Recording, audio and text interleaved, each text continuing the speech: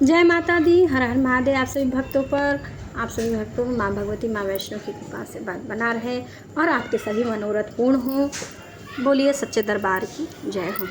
110 अध्याय, देवताओं द्वारा देवी की स्तुति और तथा देवी द्वारा देवताओं को वरदान।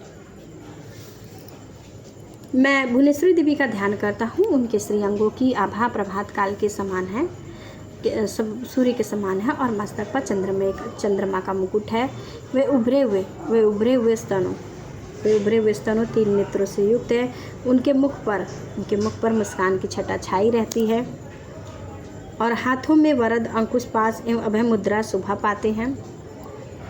ऋषि कहते हैं, देवी के द्वारा वहाँ महादैत्यपति शुंभ के मारे जाने पर इंद्र आदि देवता अग्नि को आगे कर उन कात्यायनी देवी की स्तुति करने लगे। उस समय अभिष्ट की प्राप्ति होने से उनके मुख कमल दमक उठे और उनके प्रकाश से दिशाएं भी जगमगा उठी।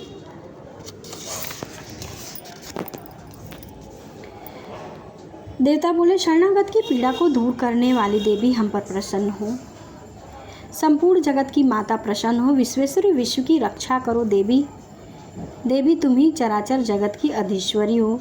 तुम इस जगत का एकमात्र आधार हो, क्योंकि पृथ्वी रूप में तुम्हारी ही स्थिति है। देवी, तुम्हारा पराक्रम अलंघनीय है। तुम ही जल रूप में स्थिर होकर संपूर्ण जगत को तृप्त करती हो तथा तुम अनंत बल संपन्न वैष्णवी शक्ति हो। इस विश्व की कारणभूता परा माया हो। देवी, तुमने ही इस समस्त जगत को मोहित कर रखा है और तुम ही प्रसन्न होने पर इस पृथ्वी पर मोक्ष की प्राप्ति कराती है। देवी, संपूर्ण विद्याएं तुम्हारे ही भिन्न भिन्न स्वरूप है। जगत में जितनी स्त्रियां हैं वे सब तुम्हारी ही मूर्तियां हैं। जगदम्बा, एकमात्र तुमने ही इस विश्व को व्याप्त कर रखा है। तुम्हारी स्तुति क्या हो सकती है? तुम तो श्वसन करने योग्य पदार्थों से परे हो एवं परवाड़ी हो। जब तुम सर्वस्वरूपा देवी, स्वर्ग तथा मोक्ष को प्रदान करने वाली हो, तब इसी रूप में तुम्हारी स्तुति हो गई है। तुम्हारी स्तुति के लिए इससे अच्छी उक्तियाँ और क्या हो सकती हैं? बुद्धि रूप से सब लोगों के हृदय में विराजमान रहने वाली तथा स्वर्ग एवं मोक्ष को प्रदान करने वाली नारायणी देवी, तुम्हें नमस्कार। काला, काष्ठा आदि के रूप में क्रमशः परिणाम की अवस्था परिवर्तन की ओर ले जाने विश्व का उपसंहार कम करने में समर्थ नारायणी तुम्हें नमस्कार हो। नारायणी, तुम सब प्रकार का मंगल प्रदान करने वाली हो, मंगलमयी हो, कल्याणदायिनी शिवा हो, सब पुरुषों को सिद्ध करने वाली शरणागत वत्सला वाली 3 नेत्रों वाली गौरी हो। तुम्हें नमस्कार। तुम सृष्टि, पालन और संहार की शक्ति भूता सनातनी देवी, गुणों का आधार हो, सर्वगुणमयी हो, नारायणी हो, तुम्हें नमस्कार हो। शरण में आए हुए दीनों एवं पीड़ितों की रक्षा में संलग्न रहने वाली तथा सबकी पीड़ा को दूर करने वाली नारायणी, तुम्हें नमस्कार हो। नारायणी, तुम सब प्रकार का मंगल प्रदान करने वाली हो। नारायणी, तुम ब्रह्मांडी का रूप धारण करके हंसों से जुते हुए विमान पर बैठी रहती तथा कुछ मिश्रित जल छिड़कती रहती हो, तुम्हें नमस्कार हो। माहेश्वरी रूप से त्रिशूल, चंद्रमा एवं सर्प को धारण करने वाली तथा महान वृक्ष की पीठ पर बैठने वाली नारायणी देवी, तुम्हें नमस्कार हो। मोरों और मुर्गों से घिरे रहने वाली तथा महाशक्ति धारण करने वाली कौमारी रूप धारणे निष्पापे नारायणी, तुम्हें नमस्कार हो। शंख चक्र और गदा और सांख्य धनुष रूप उत्तम आयुधों को धारण करने वाली तथा वैष्णवी शक्ति रूपा नारायणी, तुम प्रसन्न हो, तुम्हें नमस्कार हो। हाथों में भयानक महाचक्र लिए और ढाढ़ों पर धरती को उठाए वाराणी रूप धारणी कल्याणमयी नारायणी, तुम्हें नमस्कार हो। भयंकर नृसिंह के रूप से दैत्यों का वध करने के लिए उद्योग करने वाली तथा त्रिभुवन की रक्षा में संलग्न रहने वाली नारायणी, तुम्हें नमस्कार हो। मस्तक पर किरीट और हाथों में महावज्र धारण करने वाली सहस्र नेत्रों के कारण उदित दिखाई देने वाली, वृत्रासुर के प्राणों का अपहरण करने वाली इंद्र शक्ति रूपा नारायणी देवी तुम्हें नमस्कार हो। शिवदूती रूप से दैत्यों की महती सेना का संहार करने वाली भयंकर रूप धारण करने वाली, विकट गर्जना करने वाली नारायणी तुम्हें नमस्कार हो। ढाढ़ों के कारण विकराल मुख वाली मुंडमाला से विभूषित मुंडमर्दिनी चामुंडा रूप नारायणी तुम्हें नमस्कार हो।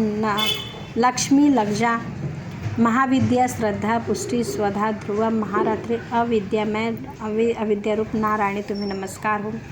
मेघा, सरस्वती, वरा, श्रेष्ठा, भूति, ऐश्वर्य रूपा, भ्रावरी भूरे रंग की तथा तामसी, महाकाली, नित्या, स्वयंपराण तथा अधीश्वरी, ईशा सबकी अधीश्वरी नारायणी तुम्हें नमस्कार हो।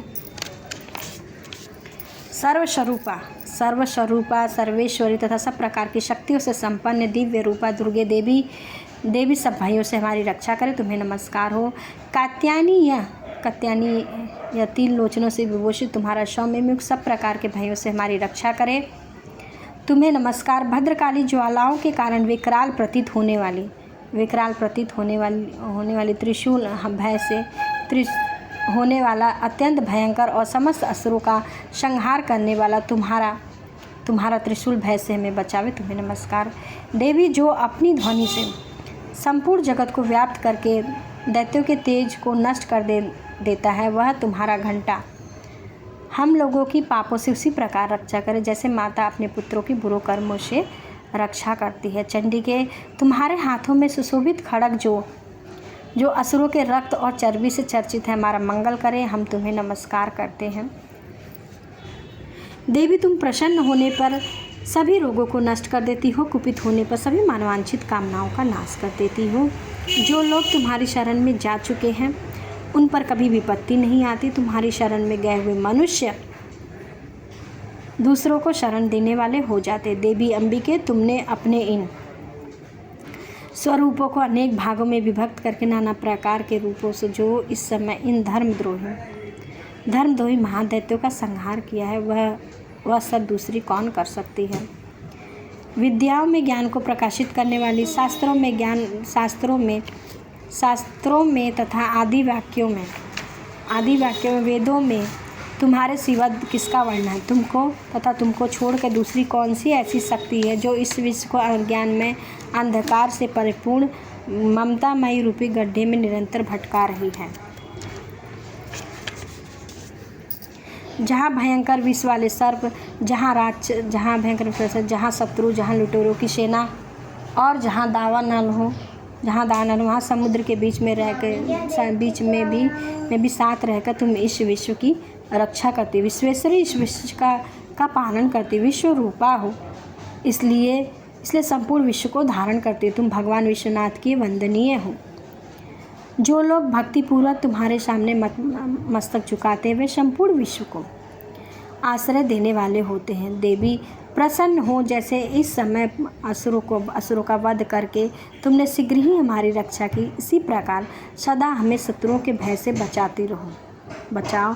संपूर्ण जगत का पाप नष्ट कर दो। उत्पात, पापों के फलस्वरूप प्राप्त होने वाले महामारी आदि बड़े बड़े उपद्रव को शीघ्र ही दूर करो। विश्व की पीड़ा दूर करने वाली देवी, हम तुम्हारे चरणों पर पड़े हैं, हम पर प्रसन्न हो। त्रिलोक निवासिनी पूजनी परमेश्वरी सब लोगों को वरदान दे। देवी बोली, देवताओं में वर देने को तैयार हूँ। तुम्हारे मन में जिसकी इच्छा हो वर मांगो। संसार के उपकार के लिए वर को मैं अवश्य दूंगी। देवता बोले, सर्वेश्वरी, तुम इसी प्रकार तीनों लोगों की समस्त बाधाओं को शांत करो और हमारे शत्रुओं का नाश करती रहो। देवी बोली, देवताओं मैं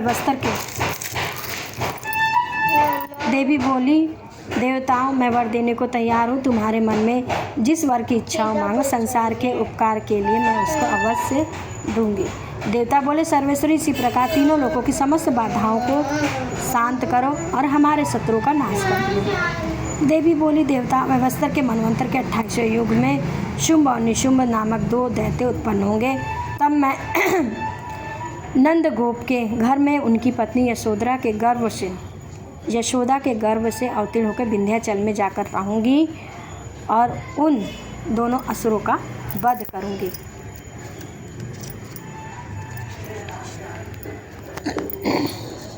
उन दोनों असुरों का वध करूँगी। फिर अत्यंत भयंकर रूप से पृथ्वी पर अवतार लेकर मैं वैपचित नाम वाले दानवों का वध करूँ। उन भयंकर महादैत्यों को भक्षण करते समय मेरे दांत अनार के फूल की भांति लाल हो जाएंगे।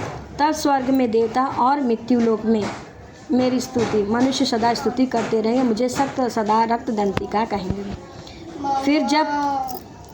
फिर जब पृथ्वी पर 100 वर्षों के लिए वर्षा रुक जाएगी, पानी का अभाव हो जाएगा, उस समय मुनियों के स्वतंत्र करने पर मैं पृथ्वी रूपा अयोनिजा के रूप में प्रकट होंगी और 100 नेत्रों से मुनियों को देखूंगी। अतः मनुष्य शताक्षी नाम से मेरा कीर्तन करेगा। देवताओं, उस समय मैं अपने शरीर से शाकों द्वारा समस्त संसार का भरण पोषण करूंगी। जब तक वर्षा नहीं होगी तब तक साखी सबके प्राणों की रक्षा करेगा।